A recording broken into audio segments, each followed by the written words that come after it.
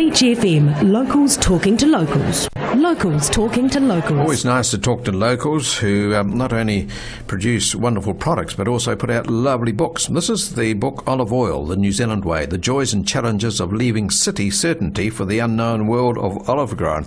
And this is David Walshaw. He used to be a very highly successful career in banking and finance. David Walshaw, he decided it was time for a change, so he decided to grow olives. And we got him in the studio this morning. Morning, David.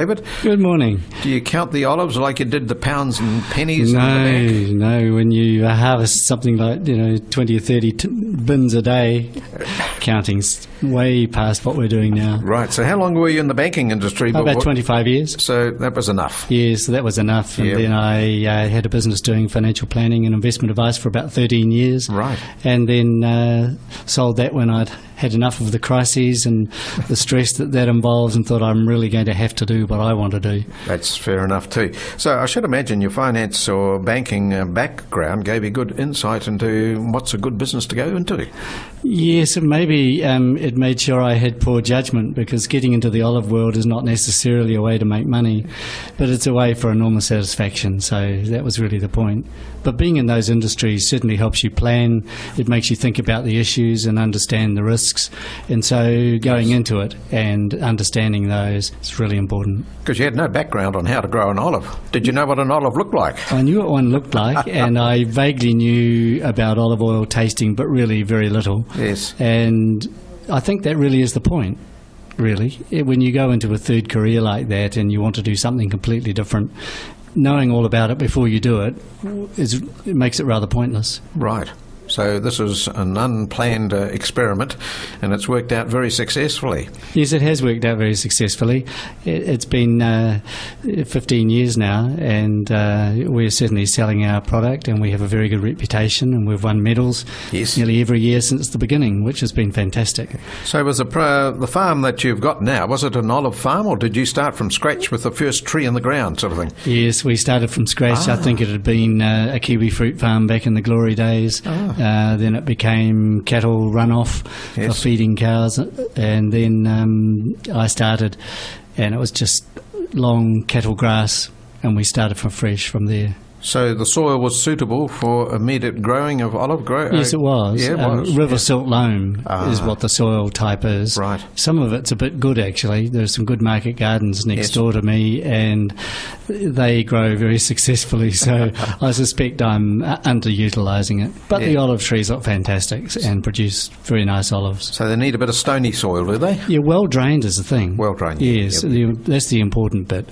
And if you've got some irrigation, especially getting them started, that's helpful too. So how many trees altogether have you planted? 2,300 odd. Goodness gracious. Do you know how much they produce each tree? Or yes, pretty much. Yeah. On average, that is. Right. It's way too hard to measure it. And we're getting roughly, our best year we've had 24 kgs a tree. This year I'm expecting over 30 kgs, which has been my target. Most people growing olives would have less than 10 kgs a tree because they're not necessarily doing what they could do with their trees, both in terms of pruning and controlling disease. And so we've been very concentrated on making sure we do it right. So the climate this year has been ideal for it? Oh, it's really good. Yes, you like the long summers sort of thing? Yes, long. It doesn't have to be, but it certainly is bringing the fruit on early, and we'll be harvesting perhaps a month early this year. Are all olives the same, or are they different varieties? No, we have 5 different varieties, from Greek ones, Italian ones, Spanish. And what we do is we harvest each of them and then have them pressed. And then once we get the beautiful oil back again from the press, we taste it and blend it so that we can have 3 blends that we really like, from a mild to an intense. Goodness. And something in between. It's like tasting wine, I suppose. Well, it's very much like that, and we've had to train our taste buds, and I have to say my wife Ellen is way better at it than I am. I see her smiling here. She looks like she's enjoying her tasting. Yes, it's quite a job though. I think she enjoys it because she's learning things about it, but in fact it's actually really difficult. So, I mean, for cooking, is it the same as that for, say, just dipping your dunker into it, or dinker, or whatever it's called, into it, and tasting the olive oil? Are there different types? Yes, I think different flavours. There's different tastes, that's for sure, and some are more intense than others. And sure. It depends what you're doing with it. But we would pour olive oil over I mean, I don't have dinner without pouring olive oil over it. It's beautiful.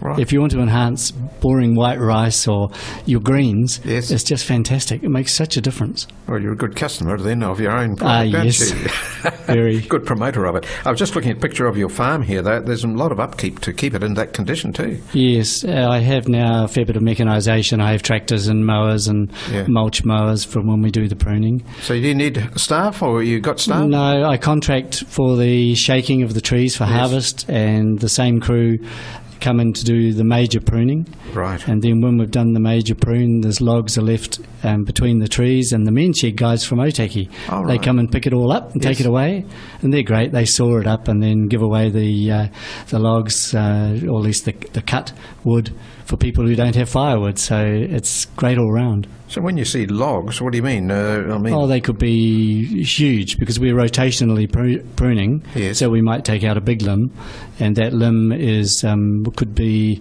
more than your two hands together spanned around it.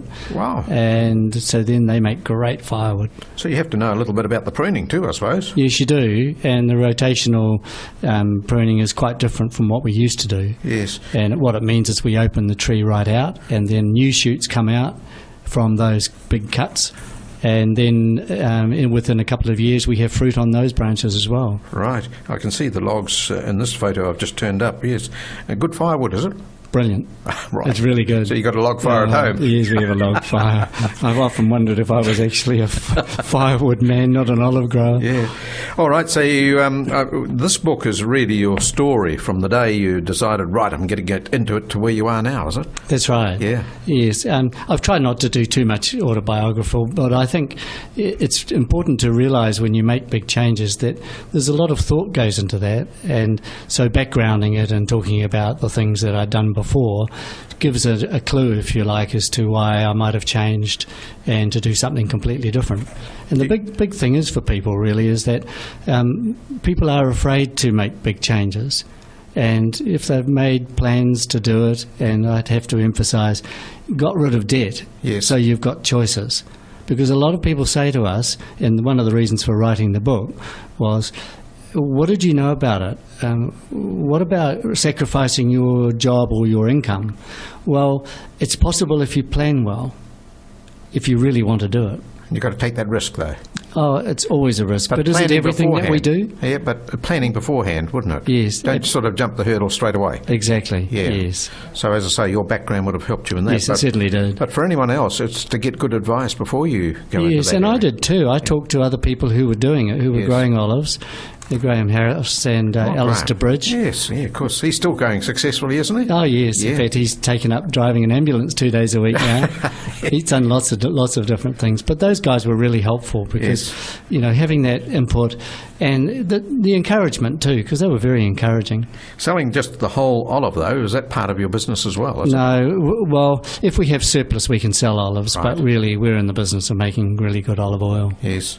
Sounds fantastic. All right, you weren't at the Wellington Food Fair the other day, but I was talking to people who was trying to interest me in tasting the olive oil. I said, no, we've got the best. And they said, where do you come from? I said, Te Horo. Well, I come from Kapiti, but Te Horo just up the road's got them. Oh, they said, yes, you're right. So it's well known around the place, David. That was really nice. Yes. Yeah, we've been consistent in the brand quality, and we've been fortunate we've been able to get into the New World stores too, and good. More Wilsons in town. And I think being consistent over a long period with quality is really important. All right, so then you decided, well, you better write a book, let people know how to do it. Yes, and it's partly how to do it. There's lots of stories against myself in there, yes, because I made a lot of mistakes, and when you don't know anything, that's bound to happen. But you learn from mistakes. Oh, yeah, absolutely. Yes. I suppose you've got to do that, have you? Well, you do. I mean, I was really pretty afraid of tractors and things like that. Right. But now I'm really comfortable. Yes. And big machinery, I'm still very careful, but I'm very used to it. Yes. So, and also what you've got to do with the trees. I suppose you knew nothing about that, so that's where the expertise came in from others. Indeed. So this book here, who would it help? Those who are thinking about going out into a business of any type, doesn't have to be olive oil. Does that Yes, I think it would actually. I think it'll be amusing to people anyway, because I think they're going to get a laugh at my expense. Yes. And that is actually a very healthy thing, because what it means is people are going to go, oh, yeah, okay, that's a mistake, but that planning seems sensible. Yes. And also, I mean, some people have said to me that it's inspirational. Well, I hope so, because it'd be great if people could just make a decision sometimes, instead of dwelling on it for years and wanting to do something but not actually leaping forward. And always regretting it later on in life. And You that's can't a leave shame. it too late, can you? Well, you can't, because we're a long time dead. Yeah. But I'm thinking like a project like this, from the time you've planted the first tree to where you are now, that's how many years? 20 years? 15 years. 15 years. Yes, 15 years. And now you're getting the rewards of it. Yes, well, we certainly are in terms of the quality, and the company actually makes a profit now, so that's nice. And living in a lovely spot too. And we live at Te Horo Beach, and Good that's on a beautiful place to live. David, congratulations on your book. It's just been put out. It has indeed, and it's available online, and hopefully all major stores will have it soon. Great. Can we give this one away? Yeah, why not? Why not? Okay, so if anybody would like to read this wonderful book, Olive Oil, I love the pictures on it too. Yes, I took most of the photos, and pretty well all of them actually myself, and they've turned out really well. They have indeed. Yes, well, I was very pleased with the production actually. Egan Publishing are very, very good at what they do. And you can tell your wife that she makes the back page, doesn't she? She does. She makes the back page. Makes it look nice with that. I mean, the bottles themselves are so distinctive in the markets too, aren't they? Yes, it's one of your very important decisions, what colour your labels are. And in fact, every inch of what you do is a decision, and there's a lot of them. Good on you.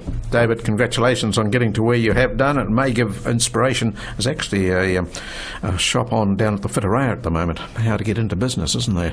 So they've got about 60 budding entrepreneurs who are going to show off what they have learnt and what they consider could be going into their lives at Coastlands next Tuesday afternoon. Oh, brilliant. So, have we got the book for them? No, we haven't got a book yet. They've got to jump the hurdle first, David. Thanks very much for coming in. Thank you. My pleasure. David Walshaw, there we are. His story, Olive Oil, the New Zealand way. 106.3 Beach FM.